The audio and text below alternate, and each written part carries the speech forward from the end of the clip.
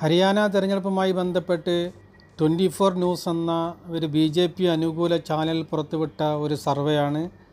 ഈ സർവേ ഗുസ്തി താരങ്ങൾ കോൺഗ്രസിൽ ചേരുന്നതിന് മുമ്പ് എടുത്ത സർവേയാണ് ഇപ്പോൾ ഇവർ പുറത്തുവിട്ടിട്ടുള്ളത്. ഇവരുടെ ചോദ്യം ആരായിരിക്കണം അടുത്ത മുഖ്യമന്ത്രി എന്നതായിരുന്നു ആദ്യത്തെ ചോദ്യം.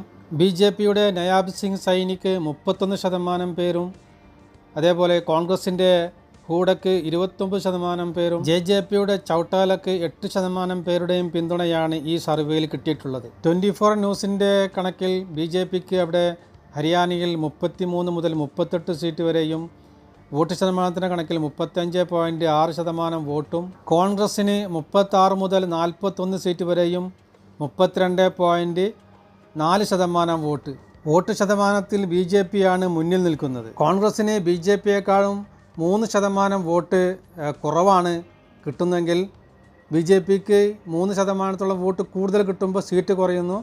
കോൺഗ്രസ്സിന് വോട്ട് ശതമാനം കുറയുമ്പോൾ സീറ്റ് കൂടുന്നു. JJPക്ക് 2 മുതൽ 5 വരെ സീറ്റും 8.8% വോട്ടും. കഴിഞ്ഞ തവണ 10 സീറ്റ് നേടിയ പാർട്ടിയാണ് JJP.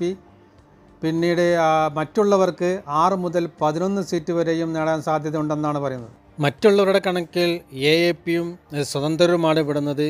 സ്വതന്ത്രർ കഴിഞ്ഞ തവണ 11 സ്വതന്ത്രന്മാരാണ് വിജയിച്ചിരുന്നത്.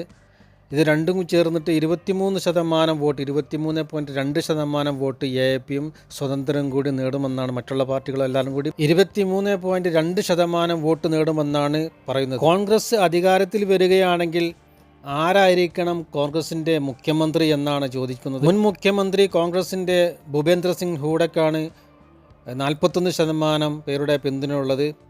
രണ്ടാമതായി സുർജേവാല 20% പേരുടെ പിന്തുണയും. ഹരിയാന കോൺഗ്രസിൻ്റെ മുൻ അധ്യക്ഷ കൂടിയായ കുമാരി ഷൈജയ്ക്ക് 19% പേരുടെയും പിന്തുണയാണ് കിട്ടിയിട്ടുള്ളത്.